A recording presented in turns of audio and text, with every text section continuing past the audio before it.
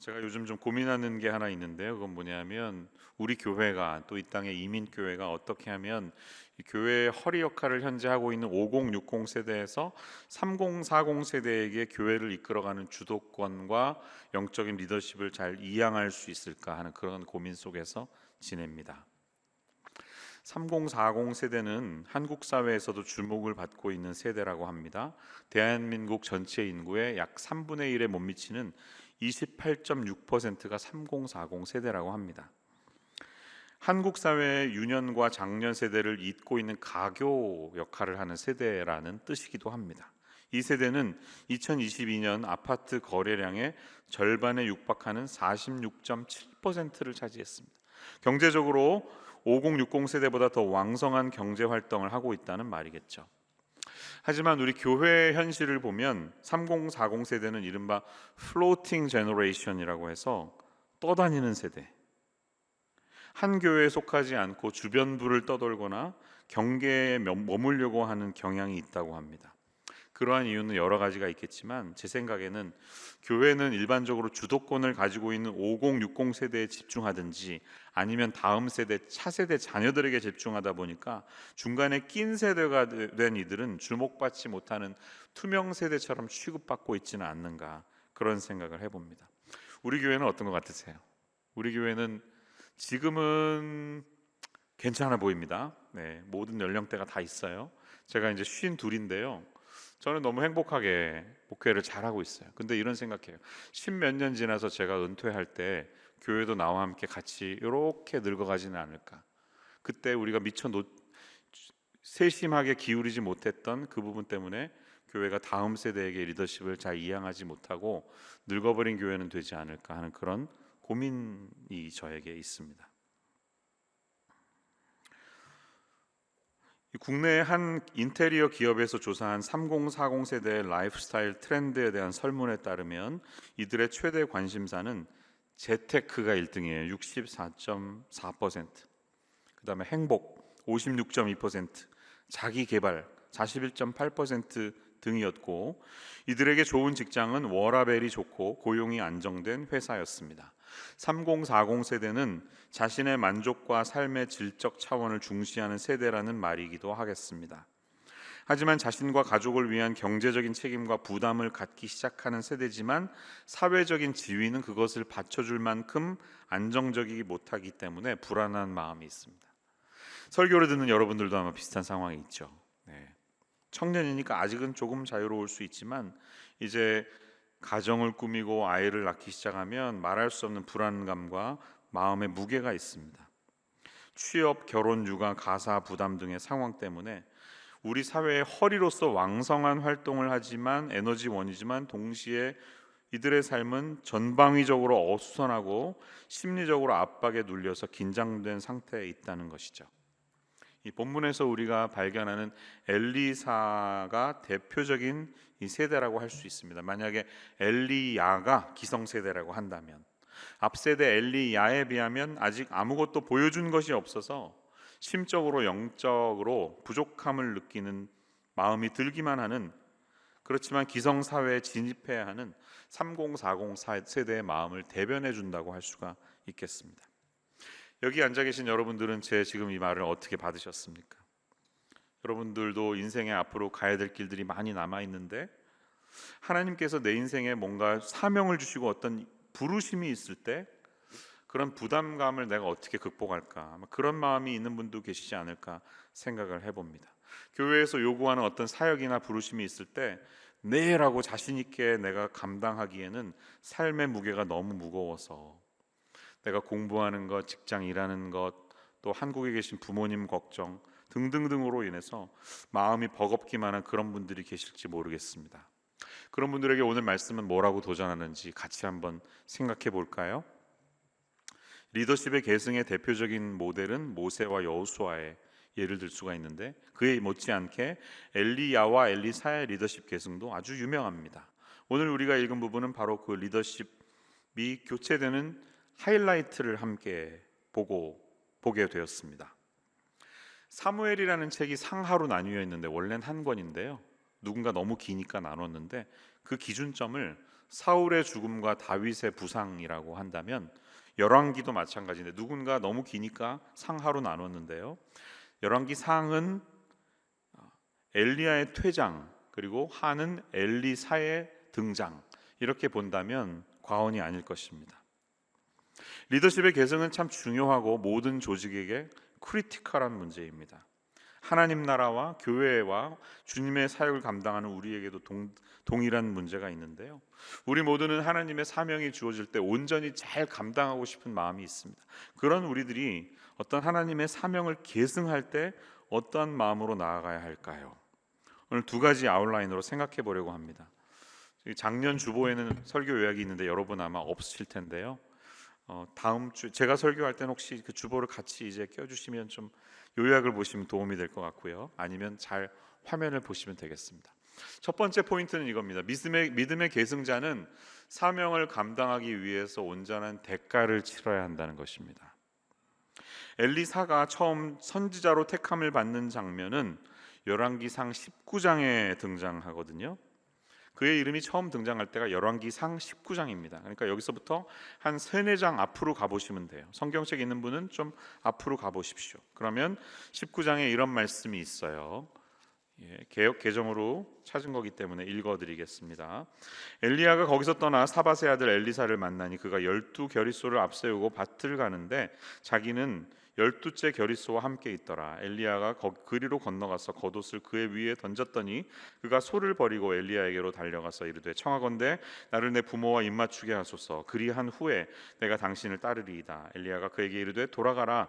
내가 내게 어떻게 행하였느냐 하니라. 엘리사가 그를 떠나 돌아가서 한 겨릿소를 가져다가 잡고 소의 기구를 불살라 그 고기를 삶아 백성에게 주어 먹게 하고 일어나 엘리야를 따르며 수종 들었더라. 이렇게 적혀 있습니다. 자, 그런데 엘리야가 엘리사를 부르는 이 시기는 전체적인 시기로 보면 언제일까요? 여러분 열왕기상에서 엘리야가 제일 유명한 장면이 뭐예요? 갈멜산 전투죠. 갈멜산에서 바알 선지자들과 450명과 전투를 벌였습니다. 누구의 하나님이 진짜인지 우리 한번 내기해 보자. 이들이 아무리 소리를 질러도 하늘에서 불이 떨어지지 않았는데 엘리야는 그것을 비웃으면서 제단에다 물을 확 붓고 한마디 기도했는데 불이 그냥 내려오면서 물까지 다 태워버렸습니다. 영적으로 완전히 바알과 승리한 것을 보여준 것이 그에게는 어떤 제일 기념비적인 승리의 사건이 아닐까요? 그런 사건이 있었습니다. 그런데 놀랍게도 그 승리의 사건 이후에 엘리야가 번아웃이 됐는지 너무 탈진이 돼서 이세벨이 너를 죽이려고 해 하는 소식이 듣자마자 나라의 제일 남쪽으로 도망갑니다. 브엘세바, 우리로 말하시면 제주도에 제주도까지 도망간 거예요. 거기서 푹 주저앉아가지고 하나님, 세상에 이제 저밖에 남지 않았습니다. 어떻게 하면 좋습니까? 막 허탈해하고 있다가 잠이 들었는데 천사가 그를 깨워서 음식을 먹이고 회복시킨 다음에 하나님이 엘리야에게 다시 사명을 주시는 내용이 열왕기상 19장에 나와요. 19장 15절에 보면 이런 말씀이 있어요. 하나님이 뭐라고 그러시냐면 너는 이제 내가 너에게 숙제를 주는데 다메섹 시리아 땅이죠. 아람 왕국은 시리아예요. 시리아에 있는 하사엘에게 기름을 부어서 왕이 되게 하고 북이스라엘에 있는 예후에게 기름 부어서 왕이 되게 하고 이제 너를 대신한 엘리사를 만나면 그에게 기름을 부어서 그가 너의 다음은 선지자가 되게 해라. 이렇게 한 거예요. 리더십의 교체죠. 너는 이제 끝났고 새로운 리더십을 세우겠다. 이렇게 말하는 겁니다. 주님이 그렇게 말씀하세요. 이 말이 있자마자 얼마 되지 않아서 엘리사를 만난 거예요. 엘리사가 뭘 하고 있었어요? 근데 본문에 보면 농사 짓고 있었습니다. 밭을 쭉 갈고 있었어요. 근데 본문이 뭐라고 그러냐면 12겨릿소를 앞세우고 밭을 가는데 자기는 12째 겨릿소와 함께 있더라. 이렇게 말합니다. 자, 그 당시의 구약에는 지금 그 예수님 때도 그랬는데요. 농사를 소가 한 마리 끄는 게 아니라 멍에에다가 2마리를 매게 해서 둘이 쌍이 되어서 같이 밭을 갈았습니다. 그래서 예수님도 나는 마음이 온유하고 내게 와서 내게 배우라. 이는 내 멍에는 쉽고 내 짐은 가볍다 하신 적이 있지 않습니까? 그 패턴이 그거예요. 2마리가 같이 가니까 너와 나가 동반자가 된다. 네가 나와 발걸음을 잘 맞추면 내 멍에는 쉽고 내 짐은 가벼워. 이런 주님의 초청이었다는 거예요. 어쨌든 지금 엘리사는 6쌍이 되는 12마리 소를 쭉 끌면서 마지막 12번째 소를 딱 붙잡고 있었다는 말이에요. 여기서 볼 수 있는 사실이 뭘까요? 돈이 좀 있는 농부였습니다. 그냥 가난한 농부가 아니라 어느 정도 좀 재력이 있는 그런 사람이었어요. 6쌍의 소를 한꺼번에 몰 정도로 괜찮은 그런 농부였다는 겁니다. 요즘 말로 이야기하면 미국에서 농사 지을 때 막 비행기로 비료 뿌리잖아요. 농사를 비행기로 짓잖아요. 그런 수준이 되는 부자였다는 말입니다. 그런 엘리사에게 엘리야가 찾아가서 겉옷을 확 던집니다. 겉옷의 의미는 일종의 직무, 책임이 누군가에게 이양되었음을 상징하는 코드였습니다. 그 당시 사람들은 다 알고 있어요. 자, 이 선지자의 직분이 이제 나에게로 왔다는 것을 깜짝 놀라면서 받았을 겁니다. 누구나 다 알 수 있는 행동이었습니다. 하나님의 부르심이 이제 나에게 주어졌구나 하고 엘리사는 알게 된 것이에요. 그리고 나서 어떻게 합니까? 20절을 보니까 소를 버리고 제가 부모님하고 인사하고 와도 될까요? 작별 인사를 좀 하겠습니다 하니까 엘리야가 내가 뭘 했길래 그래, 갔다 와, 괜찮아, 다녀와도 돼. 그래서 허락을 받고 갔다 옵니다. 갔다 온 다음에 21절 보니까 어떻게 되죠? 한 겨릿소를 가져다가 잡고 소의 기구를 불살라 그 고기를 삶아 백성에게 줘서 먹게 하고 일어나 엘리야를 따랐다, 이렇게 말합니다. 그런데 한 마리를 잡은 게 아니라 여러 마리를 잡은 것이에요. 영어 성경에 보면 He returned from following him and took the yoke of oxen and sacrificed them, 이렇게 말하고 있습니다. oxen이니까 적어도 2마리 이후에 복수죠. 그 소들이 끼는 멍에를 다 빼서 멍에를 불살라서 태우고 불을 지펴서 여러 마리의 소를 죽인 다음에 큰 솥에다가 국을 끓여서 동네 사람 다 줬다는 얘기예요. 이것이 무엇을 의미하고 있습니까? 여러분, 하나님이 우리를 부르실 때 우리의 반응은 뒤돌아보는 것이 없어야 된다는 것이에요. 엘리사는 그랬다는 거예요. 다시 말하면 비료를 뿌리던 비행기를 얼른 팔아버리고 따라 나섰다는 것입니다. 그런 결단과 그의 행동을 볼 수가 있는 거예요. 옛적의 바이킹들은 자기가 새로 개척한 땅에 정착한다 마음이 오면 타고 왔던 배를 불살라버리지 않았습니까? 그런 얘기 들어보셨잖아요. 더 이상은 내가 누군가를 약탈하는 삶을 살지 않고 이제 여기에 머물면서 정착하겠다는 그의 의지를 배를 태워버리는 것으로 삼았다는 것입니다. 하나님이 우리를 부르실 때도 마찬가지예요. 우리는 과거에 연연해하거나 집착하는 행동을 하면 안 된다는 것입니다. 영적인 배수진을 치라는 것입니다. 엘리사는 그 부르심 앞에서 배수진을 치고 그의 결단을 행동으로 옮기는 모습을 우리는 보게 되는 것이에요. 근데 여러분, 이 모습이 왜 놀랍습니까? 상황이, 그 당시의 상황이 영적으로 보면 최악의 상황이었어요. 엘리야와 대적하던 왕이 누구였어요? 아합은 전대미문의 악한 왕이었거든요. 이스라엘 전체 역사 중에 20명인가 21명의 왕들이 다 악했는데 그 중에 1등이었어요. 끝판왕이었어요. 그런 시대에 엘리야를 살았고 이제 엘리사에게 이 리더십을 이양하니까 얼마나 고통스럽습니까? 선지자의 삶이 어떻게 된다는 것은 불을 보듯이 뻔하잖아요. 왕의 눈치를 봐야 하고 타협해야 하며 심지어는 내 목숨을 걸어야 할 정도로 어려운 시기 속에서도 엘리사는 개의치 않고 뒤를 돌아보지 않겠다는 이런 의지를 우리가 볼 수 있는 것이에요. 이제 열왕기 하로 가보겠습니다. 스토리를 좀 뒤로 가면요, 열왕기 하가 되면 이 상황이 나아졌을까요? 악화됐을까요? 어떻게 됐을까요? 별다르게 좋아진 상황이 아니었습니다. 이때 왕은 아합의 아들인 아하시아라는 왕이 물려받았어요. 근데 아버지 못지않게 악한 왕이었어요. 그래서 얘가 굉장히 악한 행동을 했다 하면서 열왕기상이 끝나요. 좋지 않은 왕이에요. 그러면서 열왕기하 1장의 스토리를 읽어보면 이런 스토리예요. 아하시아 왕이 2층의 다락 난간에서 떨어졌어요. 이렇게 적혀 있어요. 요즘 말로 말하면 베란다에서 떨어진 거예요. 다쳤겠죠? 뭐 골반이 나갔는지 모르겠어요. 병원에 입원했습니다. 누워 있습니다. 오랫동안 이제 전치 몇 주인지 모르겠어요. 근데 일반적인 왕이라면 어떻게 하겠습니까? 선지자들에게 부탁하겠죠. 저를 위해 좀 기도해 주십시오. 제가 다쳤습니다. 저에게 좀 와서 신방해 주세요. 이렇게 부탁하지 않겠습니까?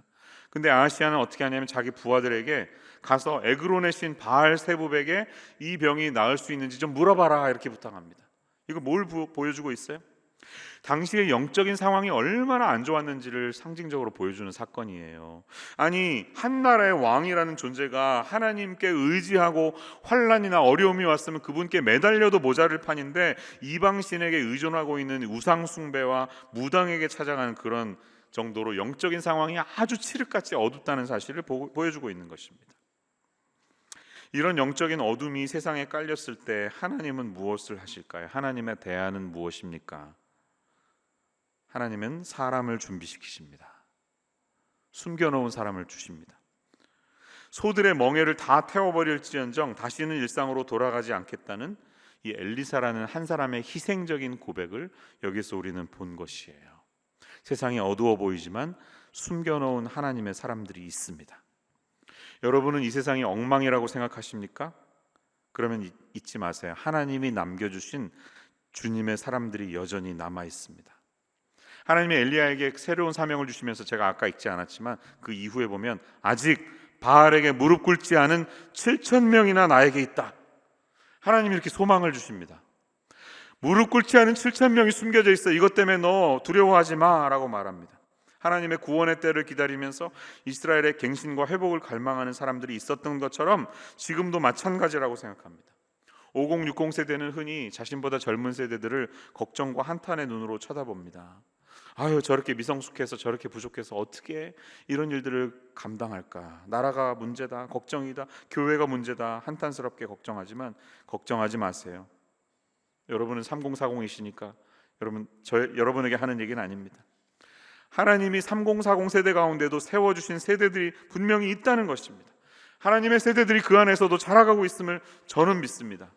이 비전 청년부 안에서도 하나님의 사람들이 지금 키워지고 있고 양육되고 있음을 저는 믿습니다. 엘리사는 비록 농사를 짓고 소를 모는 그런 삶을 살았지만 그런 일상의 삶 가운데도 항상 하나님의 일들을 골똘히 생각하면서 묵상하면서 살지 않았을까요? 엘리사의 겉옷은 아무에게나 떨어지지 않습니다. 소명과 능력을 상징하는 겉옷은 하나님의 때를 기다리며 간절한 마음으로 주님을 찾는 사람들의 삶 위에 떨어집니다. 엘리사의 입장은 바뀌었습니다. 그는 일꾼들을 부리는 아주 부유한 농부의 입장에서 이제는 엘리야를 섬기는 종의 위치로 내려가야 했을 것입니다. 그뿐 아니라 악독한 이세벨의 추적을 당하는 엘리야 선지자와 함께 그의 운명을 같이 해야 되는 위험에 빠졌습니다. 하지만 개의치 않았죠. 자신을 부르신 이 길이 옳은 것이고 공의로운 것인 것을 알려주시는 그 선지자의 직분을 상징하는 겉옷이 자기에게 던져졌음을 분명히 기억하고 있었기 때문입니다. 자, 이제 스승님과 헤어질 시간이 됐습니다. 2장 1절로 다시 왔습니다. 우리가 읽은 본문이에요. 엘리야도 알고 그의 제자들도 다 때가 왔음을 직감하고 있습니다. 영적인 사람에게는 인생의 큰 전환기가 찾아올 때 그것을 느끼는 구분하는 거룩한 직감이 있습니다. 그래서 엘리야는 자신의 마지막 길을 맞이하기 위해서 길을 떠납니다. 그게 우리가 읽은 1절의 내용이에요. 그가 하늘로 승천해서 올라가기 전에 길갈이라는 동네를 떠난 이유는 이제 마지막으로 베델과 여리고에 있는 선지 학교의 자기 제자들을 보고 싶은 마음이 있었을 것이에요. 일종의 수도원 신학교 같은 데서 자신의 제자들이 길러지고 있었죠. 원래 사람은 죽기 전에 자기에게 가장 의미 있는 장소에서 의미 있는 사람들을 만나서 의미 있는 시간을 보내고 싶어하는 경향이 있습니다. 누구나 그렇습니다. 그런데 이 문제는 엘리사가 고집을 피우면서 스승님의 곁을 떠나지 않고 있다는 게 문제예요. 여러분, 성경 오늘 1절에서 6절까지 반복되는 내용이 뭡니까? 중요한 3번의 대화가 있습니다. 엘리야는 엘리사에게 이렇게 말하는 거예요. 너는 여기 가만히 있어, 머물러 있어. You stay here. 나 따라오지 마, 이런 메시지고요. 그때마다 엘리사는 뭐라고 합니까? 하나님의 살아계심과 당신의 영혼이 살아있음을 두고 맹세하노니 저는 절대로 떠나지 않겠습니다. 스승님, 저를 버리지 마시고 제가 끝까지 따라가겠습니다. 이렇게 말씀하고 있지 않습니까? 포기하지 않고 있는 그의 집념을 우리는 보는 것입니다. 근데 단순히 엘리야의 마지막이 가까웠음을 안다고 이런 행동이 자연스럽게 나오는 것은 아니에요.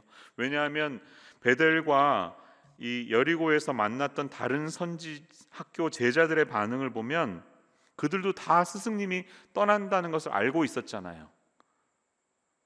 그렇지만 그들은 엘리사처럼 행동하지 않았습니다. 너는 왜 이렇게 철없이 스승님을 여기서 그냥 보내드리지 왜 끝까지 따라가려고 하니? 라고 나무라는 장면들이 여러 번 등장하고 있습니다.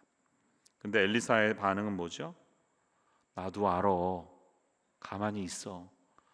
I know. 그리고 아주 고급 영어로 You shut up 이거예요. 그렇죠? 너 닥치고 있어 이렇게 말했잖아요. 나도 아는데 지금 나는 그게 중요한 게 아니야. 선을 넘었죠. 에티켓을 벗어나는 이런 행동을 왜 지금 하고 있을까요? 스승의 마지막 길을 존중해주는 에티켓도 중요하지만 나에게는 지금 그것보다 더 중요한 절박한 무엇인가가 있기 때문이다라는 것이죠. 그것이 무엇인지는 바로 뒤에서 우리가 알게 됩니다.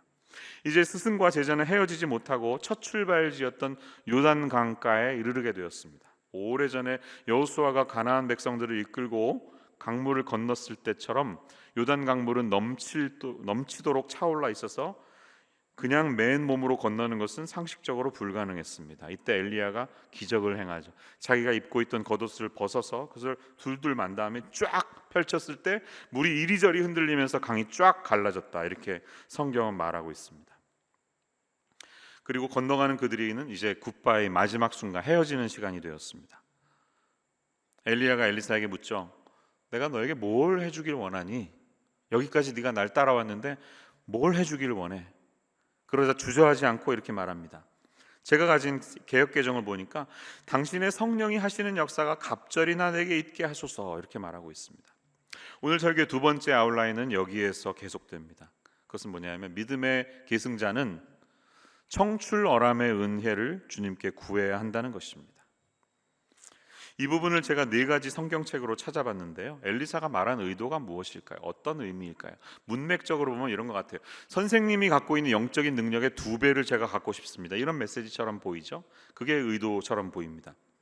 한번 화면을 올려주시면 개역개정의 옛날 버전이라고 할 수 있는 개역 한글은 엘리사가 가로되 당신의 영감이 갑절이나 내게 있기를 구하나이다, 이렇게 말합니다. 공동 번역은 스승님 남기실 영검에서 2 몫을 물려주십시오 라고 말하고, 우리가 읽었던 새 번역은 스승님이 가지고 계신 능력을 제가 갑절로 받기를 바랍니다 라고 말하고, 현대인의 성경은 선생님의 영적 능력을 내가 2배로 받게 해주십시오 라고 말합니다. 넷 다 비슷한 의미가 있는 것처럼 보이지만 제 생각에 이 부분에 있어서 올바른 번역은 공동 번역이라고 할 수가 있습니다. 엘리사가 말하는 갑절의 영감이란 자기가 스승보다 더 큰 인물이 되어서 더 큰 사역을 하게 해달라는 바람이 아니었습니다. 자신에게 선생님이 감당했던 만큼의 사역의 2 몫을 달라고 하는 뜻이었습니다.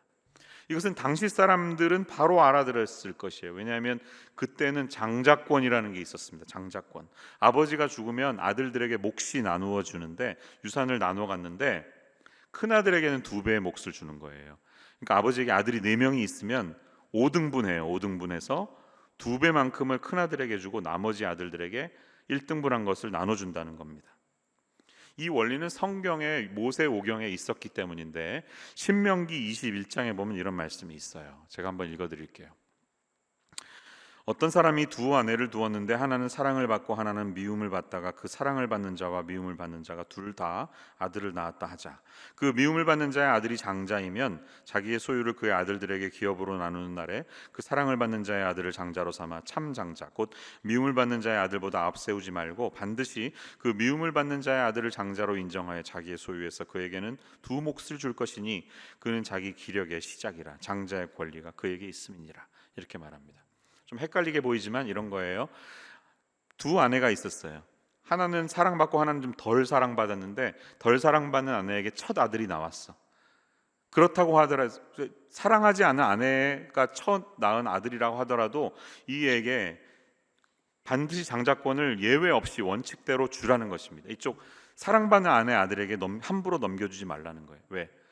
바이올로지컬리, 생물학적으로 첫 번째 태어난 아들이니까. 그런데 이 장자의 권리는 단지 내가 다른 형제들보다 먼저 태어났으니까 재산을 2배로 갖는다는 것이 다가 아닙니다. 이 장자의 권리에는 책임이 따르게 되어 있습니다. 어떤 책임일까요? 그에게는 이제 너야말로 나머지 형제들을 이끄는 지도자가 내가 될 것이다 라는 메시지가 있는 것이고, 아버지의 유산을 이어받아서 다른 형제들과 함께 이 유산을 가지고 우리 집안을 계승 발전시켜야 하는 책임을 이끌고 가는 리더가 너다라는 메시지가 있는 것입니다. 근데 엘리사가 엘리야에게 부탁하는 것은 당신이 감당했던 그 영적인 무게의 그 몫을 저에게 주시면서 제가 책임지는 사람이 되겠습니다 라고 말하는 것입니다. 그러니까 이 사역의 영적인 계승자, 믿음의 계승자, 믿음의 상속자가 제게 되겠습니다라는 그의 헌신의 고백이라는 거예요. 제가 이제 하나님의 뜻을 따라 순종하기 원하니까 저에게 그 책임을 맡겨주십시오 라는 엘리사의 부탁이 있는 것입니다. 청출어람이라는 단어는 스승보다 제자가 더 낫다는 뜻의 사자성어죠. 순자라는 분이 하신 말씀인데 원래는 청출어람 청어람이라고 해야 맞고요. 그래야지 쪽빛보다 더 푸르다라는 의미가 갖추어지는데 보통 앞부분의 내자만을 따서 우리는 청출어람 이렇게 말하죠. 엘리사는 거짓 없는 마음으로 스승보다 자신의 사역이 더 푸르러지기를 바랬던 진심이 있었습니다. 엘리사는 진심으로 하나님의 뜻을 온전히 이루어 드리는 청출어람의 은혜가 자신의 삶을 통해 나타나기를 갈망하고 있었기 때문에 그 모든 시련과 희생을 기꺼이 감당할 수 있었던 것이에요. 비료 뿌리던 비행기 다 팔아버릴 수 있었던 것이에요. 그렇기 때문에 엘리사 말고도 사실 엘리야의 사역을 상속해서 받을 수 있는 동역자들, 다른 제자들도 많았습니다. 우리가 다 보지 않았습니까? 베델에도 여리고에도 수십 명의 제자들이 있었습니다. 그런데 이 제자들은 누구 하나 엘리사처럼 따라 나서는 사람이 없었고 단지 다 제3자의 시선에서 이것을 지켜볼 뿐입니다. 야, 선생님 마지막 가시는 길인데 왜 네가 나서려고 그래? 가만히 있어 좀. 그냥 내버려둬. 라는 사람들입니다. 이런 사람들은 진정한 상속자가 될 수 없음을 가리키고 있습니다. 어떤 사람이 진정한 하나님 나라의 상속자가 됩니까? 자신의 꿈이 아니라 하나님의 꿈을 품은 사람들이 상속자가 됩니다. 아메리칸 드림을 꿈꾸는 것이 아니라 킹덤 드림을 꿈꾸는 사람들이 상속자가 됩니다. 숫자로 밀어붙이려고 하는 것이 아니라 하나님의 뜻에 온전히 머물러 있기 원하는 한 사람이 있더라도 그 한 사람을 통해 하나님이 일하실 때가 더 많다는 것이에요. 지금은 칠흑 같은 어둠의 시기, 북이스라엘이 풍전등화 같이 정치적인 격변으로 계속해서 왕이 바뀌고 2년마다 죽고 6개월에 죽고 자주 바뀌면서 나라가 위태위태한 때입니다. 얼마 지나지 않아서 BC 722년이 되면 북이스라엘은 아시리아에 의해서 이제 망하게 됩니다. 이런 어려움의 시기에 하나님은 평범한 농부 한 사람을 준비시키시고 그를 부르심으로 당신의 뜻을 이루어 가시는 하나님이라는 사실을 우리는 볼 수가 있게 되는 것이에요. 이제 엘리야는 하나님의 능력과 권위를 상징하는 불수레와 불말들의 인도로 하늘로 높이 회오리 바람과 함께 승천해서 올라가 버리고 맙니다. 사실 평생 이 불, 하나님의 능력을 상징하는 불이 엘리야의 사역 가운데 늘 있었잖아요. 갈멜산에서도 불이 떨어져서 450명과 이길 수 있었잖아요. 열왕기하 1장에 보면 그 누워있는 아하시아가 좀 엘리야를 모셔와라 부탁을 하는데 이제 50부장이 찾아가서 하는데 좀 거들먹거리면서 나오니까 너희들 뭐 하는 거냐? 막 이랬을 때 저주가 내려서 불이 내려서 이 사람들이 다 타버리는 일을 봅니다. 한 번도 아니고 두 번이나 그러니까 세 번째는 와서 제발 비니까 좀 와주세요 하고 엘리야를 모셔가는 내용이 나오거든요. 이렇게 엘리야의 삶의 마지막까지 항상 불이 함께했습니다. 그렇다면 엘리사에게 남은 건 뭘까요? 그에게 남은 것은 엘리야의 몸에서 떨어진 겉옷 하나뿐이었습니다. 수십 년 동안 입었던 아마 드레이 클리닝도 하지 않아서 냄새가 많이 났었을 낙타털로 되어 있는 중고 옷, 빈티지 옷 하나만 남았습니다. 그래도 괜찮습니다. 왜냐하면 하나님이 부여하신 권위가 그에게 새겨져 있기 때문이었습니다. 이 옷, 낙타털 옷 하나였지만 그것을 통해서 하나님은 그에게 리더십을 분명히 보여주셨기 때문이에요. 네가 하는 게 뭐 있어? 아무 일도 하지 않으면서 그를 비난하는 엘리야의 제자들에게 증명이라도 하는 듯이 그 겉옷을 가지고 똑같이 물에게 치니까 똑같은 역사가 요단강에 일어나는 것으로 오늘 우리가 읽었던 14장의 말씀은 그렇게 마감되고 있습니다. 자, 이제 우리 스스로에게 한번 질문해 보겠습니다. 설교를 마무리해 볼게요. 여러분의 삶에는 어떠한 일들이 지금 일어나고 있습니까? 여러분, 이 세상이 공의롭지 못하고 공평하지 못해서 더러운 세상이 되어서 백성들이 분노하는 것은 너무나 당연하다, 공분을 일으킬 수밖에 없다, 이렇게 생각하시나요? 네, 저도 그렇게 생각합니다. 세상이 너무 공정하지 못한 것 같습니다. 가진 자들은 갖지 못한 자들의 비난을 온통 받으면서 살고 있고요. 지도자라고 하는 사람들은 권력층에 기대서 자기의 개인적인 이득을 얻으려고만 하는 간신과 같은 사람들만 가득 차 보여서 절망감이 드는 것 같은 우리의 이 현실 속에서 저와 여러분은 어떻게 우리의 평범한 일상의 삶을 살아가고 있습니까? 어떻게 우리는 결의소들을 몰면서 일상 속에서 맡겨진 직업을 감당하며 밭을 갈고 있습니까? 하나님은 말씀하시는 거예요. 계속해서 밭 갈어, 계속해서 캐시 레지스터 찍어, 계속 비즈니스 리포트 작성해, 계속 코딩해.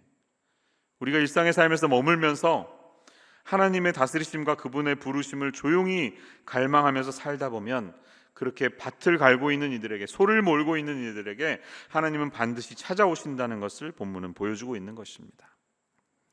엘리사가 그런 삶을 살았다는 것이에요. 이어지는 엘리사의 스토리들을 쫙 읽어보면 그가 13장에 가서 사망할 때까지 끊임없이 여러 가지 기적과 많은 스토리들이 펼쳐지고 있습니다. 그의 삶은 하나의 레전드가 되어버린 엘리야에 비하면 그다지 주목받을 만한 것이 아니었을 수도 있습니다. 여러분, 엘리야는 구약을 대표하는 인물이 아니겠습니까? 예수님이 변화산상에서 돌아가시기 전에 제자들 데리고 올라갔을 때 모세와 엘리야가 같이 있었잖아요. 구약을 대표하는 두 명의 인물인 것처럼 아주 중요하고 선지자의 대표성을 띠는 사람이라고 할 수가 있는데, 그에 비하면 그의 제자였던 엘리사는 그 정도는 아니었습니다.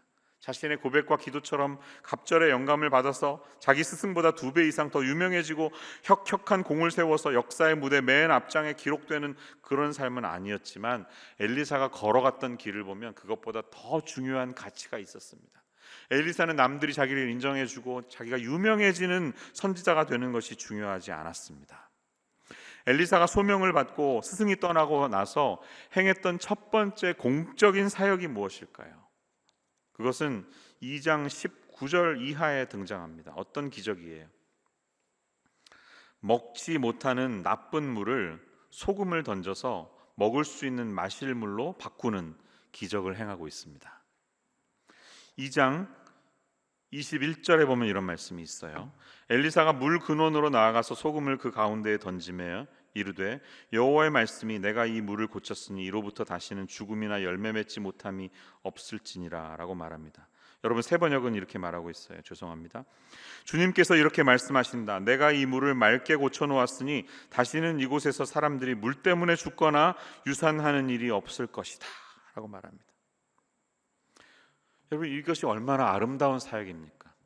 먹지 못하는 사람들이 무엇인가를 먹게 하고 마실 수 없는 물을 마실 수 있는 물로 바꾸고 열매 맺지 못하는 삶의 환경을 열매 맺는 삶으로 바꾸는 그런 삶은 얼마나 아름다운 사역입니까? 우리가 살아가고 있는 이 사회는 죽음의 문화와 죽임의 문화로 가득 차 있습니다. 언어의 폭력, 언어의 살인이 늘 횡행하고 있습니다. 인터넷상에서 날마다 누구 죽여야 된다고, 이 사람 매달아야 된다고, 날마다 우리는 누군가를 비난하면서 죽이려고만 합니다. 이렇게 죽음과 열매 맺지 못하는 문화가 가득 찬 곳에서 이렇게 엘리사처럼 그것을 반대 방향으로 이끌어가는 그런 선지자들이 우리에게 절실히 필요하지 않을까요? 엘리사의 사역 속에 엘리야 못지않은 많은 기적이 일어났습니다. 여러분, 기적이 왜 필요합니까? 생각해보면 무엇인가를 혹은 누군가를 다시 살리고, 죽어가는 사람을 살리고 병 들어가서 죽어가는 사람을 치유하고 그 사람을 회복시켜야 하기 때문에 기적이 필요하지 않습니까? 열매 없는 곳에서 열매 맺기 위하기 위해서 열매 없는 곳에서 그렇게 고통스럽게 싸우고 있는 이들에게 이게 다가 아니야 라고 보여줄 수 있는 열매 맺는 사역을 하기 위해서 기적이 필요한 것이 아니겠습니까? 오늘 하나님에게서 여러분들에게 성령의 은사와 능력을 주신 이유는요, 이 은사를 가지고 내가 누군가에게 자랑하거나 스스로 만족하게 하기 위함이 아니라 주어진 은사를 가지고 누군가에게 생명을 회복시키고 열매를 맺게 하려고 하는 주님이 우리에게 원하시기 때문에 주신 것이라는 사실을 믿으시기를 축원합니다. 그런 삶이 돼야 돼요. 살리는 사역, 회복시키는 사역. 엘리사의 사역이 이어지는 내용을 보면 4장 1절로 가보면 한번 가보세요. 불쌍한 여인의 이야기가 나옵니다. 여인은 엘리사에게 이렇게 말해요. 예언자님의 종인 저의 남편이 죽었습니다. 예언자님께서 아시다시피 그는 주님을 경외하는 사람이었습니다.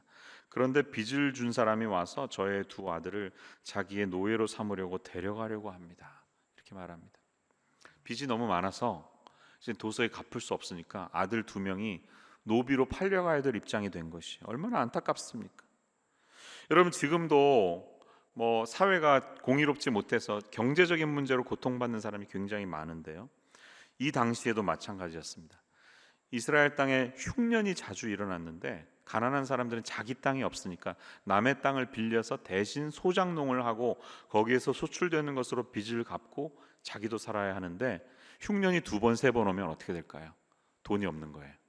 그럼 빌려간 땅도 빼앗기고 빚은 여전히 남아있다 보니까 이제 고리덕임 업자들이 찾아와서 야, 아들 줘.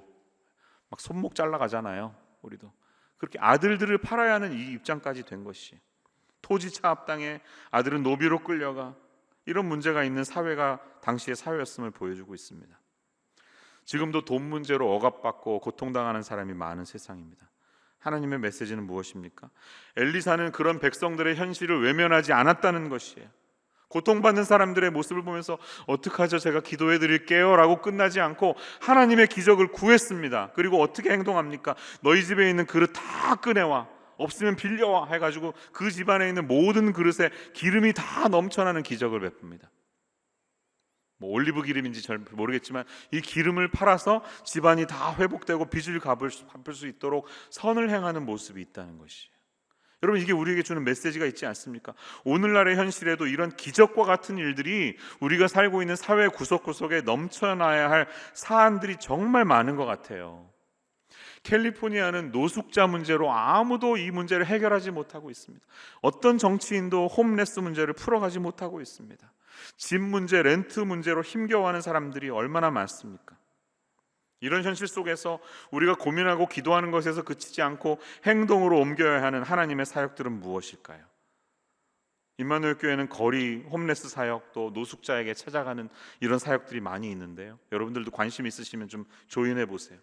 숨은 일꾼들이 자신의 시간과 에너지를 투자해서 예배하고 이분들을 섬기는 이유가 무엇입니까? 하나님, 가능하다면 저를 작은 엘리사로 써주십시오라는 믿음의 고백이 아니겠습니까? 저를 엘리사처럼 사용하셔서 제 삶을 통해 기적을 행하셔서 정말 가난하고 죽어가고 누군가의 도움이 없으면 죽을 수밖에 없는 이들을 회복시키고 그들에게 생명을 공급하는 일들을 허락하여 주옵소서라고 외치는 것이 아니겠습니까? 거리 사역하는 어떤 집사님은 그렇게 겨울에 텐트를 모시더라고요. 비 피하는 텐트 좀 제발, 이 뭐라고 그러죠? 이 비마개 같은 것을 아무거나 좋으니까 좀 주시라고, 헌금하시라고 그랬대요. 왜? 겨울에 그렇게 많이 추위 때문에 죽는다는 거예요. 여기는 영하로 안 떨어지잖아요. 근데도 비 맞으면서 막 그 강물이 불고 해가지고요, 죽어가는 홈레스들이 많이 있다는 거죠. 그러면서 그분이 그런 얘기 하시더라고요. 아니, 복음 전하는 것도 좋은데 복음 전하려면 살아있어야 될 거 아니에요 라고 말합니다. 일단 살아야 그 살아있는 사람에게 복음을 전하죠. 그러니까 먼저 생명을 구해야 합니다 라고 말하는 것이죠. 그 사람을 살려야 그 다음에 그 홈레스들에게 복음을 전할 거 아닙니까? 그런 겁니다. 우리에게 이런 엘리사들이 필요합니다. 지금 현재도. 왜 그럴까요? 왜냐하면 이 세상은 엘리사의 길을 가는 것보다 여로보암의 길을 가는 사람들이 훨씬 더 많기 때문이에요. 여로보암이 만들어 놓았던 제단에는 황금 송아지가 있었습니다. 황금 송아지는 부와 풍요를 상징합니다. 내가 하나님 믿어서 부자 되겠다는 거예요. 여러분, 여로보암의 길에는 구원이 없습니다. 잊지 마세요. 재테크만 관심 기울이면 삶에는 진정한 열매가 없습니다.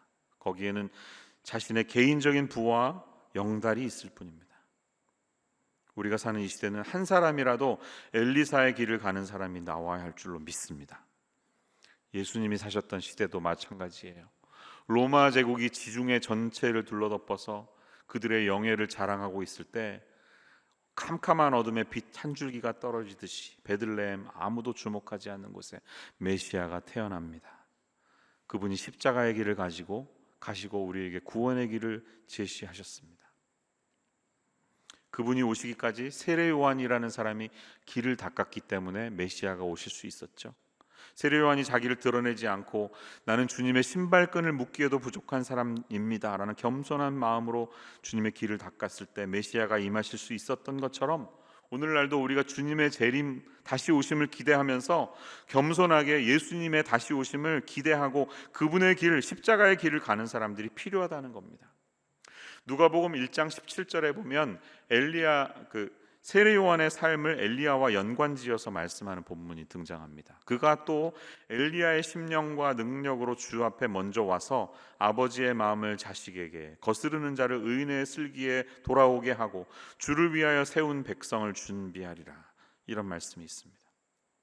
세례 요한은 엘리야의 심정을 가지고 엘리사를 키우는 것처럼 아버지의 마음을 자식에게 전수하듯이, 뜻에 거스르는 자들을 의로운 길에 바꾸듯이 그런 심정으로 주님을 위해서 백성들을 준비시켰다는 것입니다. 여러분, 이게 재밌지 않습니까? 세례 요한의 사역이 엘리야의 사역처럼 매칭된다면 예수님의 사역도 엘리사의 사역과 매칭이 되겠죠. 세례 요한을 통해 예수님이 오셨던 것처럼 엘리야의 길닦음을 통해 엘리사가 등장했다는 사실은 우리에게 많은 메시지를 줍니다. 예수님의 사역은 세례 요한에 비해서 따르는 무리가 처음에는 매우 적었습니다. 세례 요한은 인기가 너무 많아서요, 광야에 가서 혼자 있는데도 막 찾아와서 관광버스 막 5대씩 와가지고 맨날 부흥회하고 갔어요. 가만히 있는데 너무 인기가 많았습니다. 반면에 예수님은 인기가 없었습니다. 12명의 제자 겨우 데리고 쫄래쫄래 돌아다니는 별것 없어 보이는 그런 삶이었습니다. 하지만 궁극적으로 예수님께서 만왕의 왕, 승리하신 왕이 되셨다는 것이죠. 엘리사의 삶도 미약해 보이죠. 스승보다 못해 보이지만 그는 영적인 청출어람의 능력을 온전히 보여주는 그런 삶을 살았다는 것입니다. 그것이 어떻게 드러날까요? 저는 엘리사를 묵상하면서 굉장히 받은 은혜가 있어요. 이번 주에 읽으시면서 한번 여러분도 묵상해 보세요. 엘리사는요, 자기의 생명이 다하는 날까지 누군가를 살리는 인생으로 끝났습니다. 그가 죽고 나서 무덤에 묻혔는데요, 이제 1년이 지나서 뼈만 남았는데 그 남겨진 뼈에 시체가 닿자 그 시체가 살아나는 일로 마감되고 있습니다. 엘리사의 스토리의 마지막은 열왕기하 13장 20절에 나오거든요. 이런 말씀이 있습니다. 엘리사가 죽으니 그를 장사하였고 해가 바뀜에 모압 도적대들이 그 땅에 온지라. 마침 사람을 장사하는 자들이 그 도적대를 보고 그의 시체를 엘리사의 묘실에 들이던짐에 시체가 엘리사의 뼈에 닿자 곧 회생하여 일어섰더라. 얼마나 놀랍습니까? 이미 죽어서 뼈만 남은 엘리사의 그 뼈에 죽은 사람의 시체가 닿자 다시 살아났다는 거예요.